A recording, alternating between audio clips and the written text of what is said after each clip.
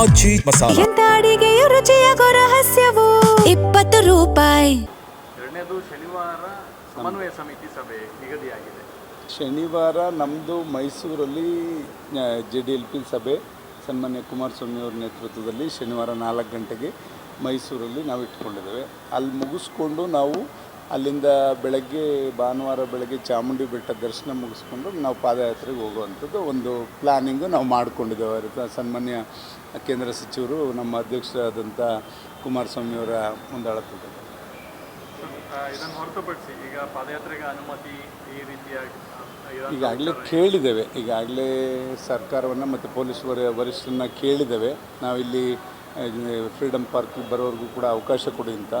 ಏನು ಅವ್ರು ನಿಯಮ ಮಾಡಿದ್ದಾರೆ, ಕೋರ್ಟ್ ಆದೇಶ ಏನಿದೆ ಅದ್ರ ಪ್ರಕಾರ ನಮಗೆ ಅನ್ವಯ ಆಗ್ತದೆ ಎಲ್ಲರಿಗೂ ಅಂತಕ್ಕಂಥದ್ದು. ಈಗ ನಾವು ಸದ್ಯಕ್ಕೆ ಕಾಲ್ ಮಾಡಿದ್ದೇವೆ. ಹಿಂದೆ ಮೊನ್ನೆ ಲಾಸ್ಟ್ ವೀಕು BJP ಅವರು ಈಗ ಒಂದು 10 ದಿವಸದಿಂದ ಮಾಡಿದರು. ಅವರು ಮಾಡಿ ಫ್ರೀಡಮ್ ಪಾರ್ಕಲ್ಲಿ ಅವರು ಕೂಡ ಮಾಡ್ತೀವಿ ಅಂತಕ್ಕಂಥದ್ದು ಕೂಡ ಘೋಷಣೆ ಮಾಡಿದರು. ನಾವು ಮಾಡಿದ್ವಿ. ಅಕಾಲಿಕವಾಗಿ ಶ್ರೀಮತಿ ಚೆನ್ನಮ್ಮನವ್ರ ನಿಧನದಿಂದ ಸ್ವಲ್ಪ ನಮ್ಮದು ಮುಂದೂಡಲಾಯಿತು.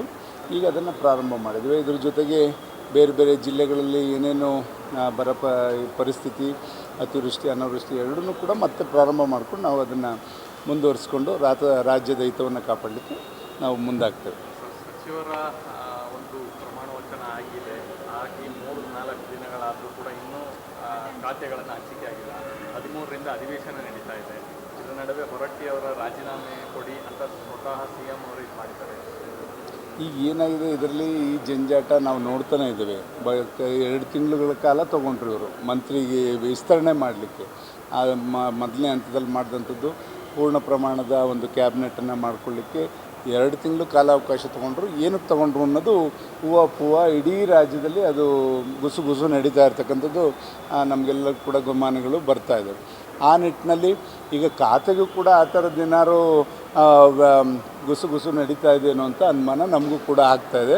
ಆದ್ದರಿಂದ ಇದನ್ನು ಶೀಘ್ರವಾಗಿ ಖಾತೆಗಳು ಹಂಚಿ ಆಯಾ ಇಲಾಖೆಯ ಮಂತ್ರಿಗಳು ಕಾರ್ಯೋನ್ಮುಖವಾಗಿ ರಾಜ್ಯದ ಎಲ್ಲ ಭಾಗದಲ್ಲೂ ಇರತಕ್ಕಂಥ ಸಮಸ್ಯೆಗಳನ್ನ ಪರಿಹರಿಸಲಿಕ್ಕೆ ಮುಂದಾಗಬೇಕು ಅನ್ನೋದು ಒತ್ತಾಯ ಒಂದು ಕಡೆ ಇದೆ. ಒಂದು ಇವತ್ತು ವಿಪರ್ಯಾಸ ಈ ಕ್ಯಾಬಿನೆಟಲ್ಲಿ ಏನಂದರೆ, ಏನು ಸುಮಾರು 50-60 ವರ್ಷಗಳಿಂದ ಕಾಂಗ್ರೆಸ್ಸಲ್ಲೇ ಇದ್ದಂಥವ್ರು ಬೇರೆ ಪಕ್ಷದಿಂದ ಬಂದಂಥವ್ರು ಅವ್ರನ್ನ ಸಮಾಧಾನ ಮಾಡೋಕ್ಕೆ ಹೋಗುವಂಥ ಪರಿಸ್ಥಿತಿಗೆ ಈ ಸರ್ಕಾರ ಬಂದಿದೆ ಅಂದರೆ ವಿಪರ್ಯಾಸ.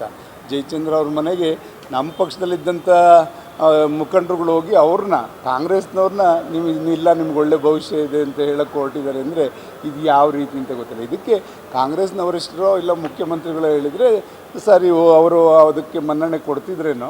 ಜಯಚಂದ್ರ ಅವ್ರ ಮನೆಗಾಗಲಿ, ಕೃಷ್ಣಪ್ಪ ಅವ್ರ ಮನೆಗಾಗಲಿ, ಅಲ್ಲಿ ಯಾರು ವಲಸೆ ಬಂದಂಥವ್ರ ಕೈಲಿ ಮನೆಯವರು ಇಳಿಸ್ಕೊಳ್ಳೋಂಥ ಪರಿಸ್ಥಿತಿಗೆ ಕಾಂಗ್ರೆಸ್ ಬಂದಿದೆ ಅಂದರೆ ನೀವು ಯೋಚನೆ ಮಾಡಬೇಕಾಗ್ತದೆ. ಗುಬ್ಬಿ ಶ್ರೀನಿವಾಸ್ ಅವರು ಸಚಿವ ಸ್ಥಾನ ತಪ್ಪಿದ ಮೇಲೆ ಒಂದು ಮಾತನ್ನು ಹೇಳಿದ್ದಾರೆ. ಕುಮಾರಸ್ವಾಮಿ ಅವರ ಕಾಲದಲ್ಲಿ ಅವರು ನನ್ನ ಫೋನ್ ಮಾಡಿ ಕರೆದು ಮಂತ್ರಿ ಸ್ಥಾನವನ್ನು ಸತ್ಯ ನೆನಪು ಮಾಡ್ಕೊಳ್ತೀವಿ. ಇದ್ರ ಬಗ್ಗೆ ಯಾವಾಗ ಪೆಟ್ಟಾಗ್ತದೋ ಆವಾಗಲೇ ಗೊತ್ತಾಗೋದು ಎಲ್ಲಿ ನಮಗೆ ಗೌರವ ಇತ್ತು ಅಂತಕ್ಕಂಥದ್ದು, ಎಲ್ಲಿ ನೋವಾದಾಗ ಏನು ಅನ್ಕೋತೀವಿ, ಬೇರೆ ವಿಶಾಲ ಅಂತ ನಾವು ಭಾವಿಸ್ಕೋತೀವಿ.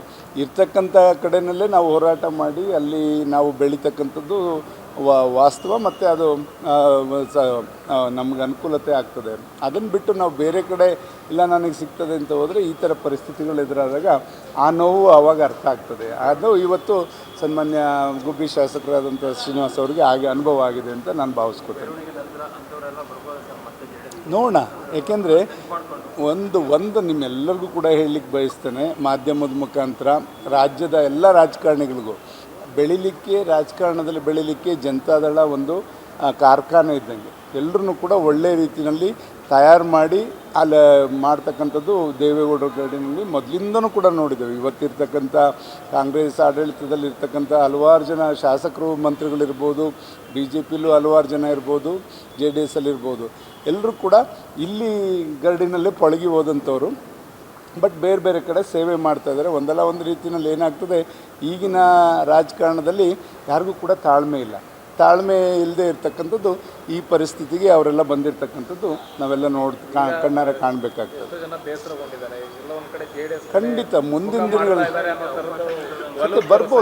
ಬರ್ಬೋದು ಬಂದರೆ ಅದನ್ನು ನೋಡಿಕೊಂಡು ಅಲ್ಲಿಯ ತಳ ಹಂತದಲ್ಲಿ ಅಲ್ಲಿಯ ಕ್ಷೇತ್ರದ ವಾತಾವರಣ ನೋಡಿಕೊಂಡು ಅದೆಲ್ಲ ಪರಿಸ್ಥಿತಿ ತೀರ್ಮಾನ ಇದು ರಾಜಕೀಯ ನಿಂತ ನೀರಲ್ಲ.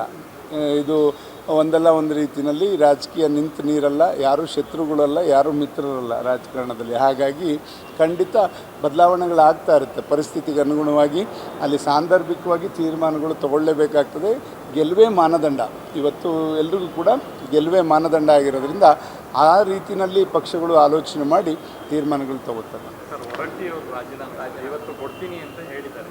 ಮುಖ್ಯಮಂತ್ರಿಗಳು ನಿನ್ನೆ ಒತ್ತಡ ಹಾಕಿದ್ದಾರೆ. ಅವ್ರ ಮನೆಗೆ ಕರೆಸ್ಕೊಂಡಿದ್ದಾರೆ ಹೊರಟ್ಟಿಯವ್ರನ್ನ. ರಾಜೀನಾಮೆ ಕೊಡ್ತೀನಿ, 14ನೇ ತಾರೀಕು ಕೊಡ್ತೀನಿ ಅಂಥ ಹಿರಿಯ ಮುತ್ಸದಿಗೆ ಇಂಥ ಪರಿಸ್ಥಿತಿ ಬರಬಾರ್ದು. ಯಾಕೆಂದರೆ 9 ಸಲ ಅವರು ವಿಧಾನ ಪರಿಷತ್ ಸದಸ್ಯರಾಗಿ, ಇವತ್ತು 8 ಬಾರಿ ವಿಧಾನ ಪರಿಷತ್ನ ಸದಸ್ಯರಾಗಿ ಅವರು ಒಳ್ಳೆ ರೀತಿಯಲ್ಲಿ ಕ್ಷೇತ್ರವನ್ನು ಬೆಳೆಸ್ಕೊಂಡೋಗಿ ಮತ್ತು ಎಲ್ಲ ಪಕ್ಷದಲ್ಲೂ ಕೂಡ ಒಂದು ಒಳ್ಳೆಯ ರೀತಿಯಲ್ಲಿ ಇದು ವಾತಾವರಣವನ್ನು ಸೃಷ್ಟಿ ಮಾಡ್ಕೊಂಡಿದ್ದಂಥವ್ರು ಹೊರಟ್ಟಿಯವರು. ಖಂಡಿತ ಅಂಥ ಹಿರಿಯ ಮುತ್ಸದಿಗೆ ಈ ಥರ ಪರಿಸ್ಥಿತಿ ಬರಬಾರ್ದಿತ್ತು ಅಂತಕ್ಕಂಥದ್ದು ನನ್ನ ಒಂದು ವಾದ. ಅಂದರೆ ನೀವು JDS ಅಂದರೆ ಅವರು ರಾಜೀನಾಮೆ ಕೊಡಬಾರ್ದು ಅಂತ ಹೇಳ್ತೀರಾ? ಇಲ್ಲ, ನಮ್ದು ಏಕೆಂದರೆ ಅವ್ರ ಪಕ್ಷದ ತೀರ್ಮಾನ ಇರ್ತದೆ. ಬಟ್ ಅಂಥ ಹಿರಿಯರಿಗೆ ಯಾವ ಥರ ಗೌರವಿಸಬೇಕು ಅದನ್ನು ಮಾಡಿದ್ರೆ ಸಮಾಜ ನೋಡ್ತಾ ಇರುತ್ತೆ ಅಂತ ನನ್ನ ಭಾವನೆ. ಗ್ಯಾರಂಟಿ ನ್ಯೂಸ್, ಸುದ್ದಿ ಖಚಿತ, ನ್ಯಾಯ ನಿಶ್ಚಿತ.